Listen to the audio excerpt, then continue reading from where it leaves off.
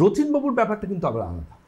রথিনবাবু বলেন, ডাক্তারবাবু আমার একটু বাইক চালালে ঠান্ডা লাগে, ঠান্ডা হাওয়া দিক, কিংবা আমি মোটামুটিভাবে একটু বাইরে টাইরে ঘুরলাম বা ঘরে ঘুরলাম বা একটু বেলা করে স্নান করলাম, আমার কিন্তু ঘুম থেকে ওঠার পর ঢোক গিলতে গেলে গলায় ব্যথা লাগে, এবং এই ব্যথাটা অদ্ভুতভাবে বেলা হওয়ার সাথে সাথে চলেও যায়, কিন্তু চলে গেলে কি হবে, পরের দিন আবার হয় ওই এক পার্টিকুলার টাইমে ঘুম থেকে ওঠার সময় ঢোক গিলতে গেলে গলায় ব্যথা।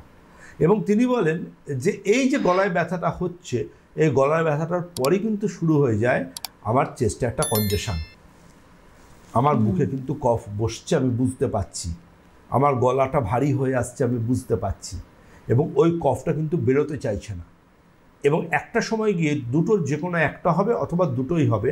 দ্যাট ইজ আমার জ্বর আসা শুরু হচ্ছে এবং তার সাথে একটা ভয়ঙ্কর কাশি শুরু হচ্ছে, যে কাশিটাকে আমি কোনোভাবে সামাজিকভাবে কোনো জায়গায় নিজেকে রিপ্রেজেন্ট করতে পারছি না, এবং আমি কোনোভাবে বোঝাতে পারছি না যে আমার ভেতরে কী কষ্ট হচ্ছে।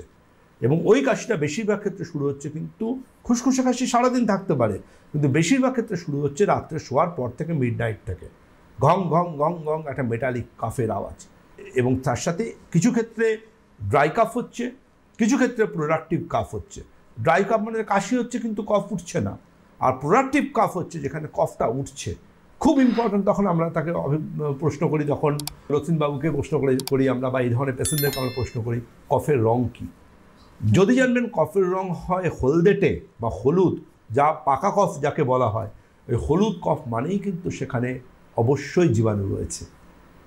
সুতরাং তাকে সিরিয়াসলি ট্রিটমেন্টটা না করলে কিন্তু তার লাংস কমজোরি হতেও পারে।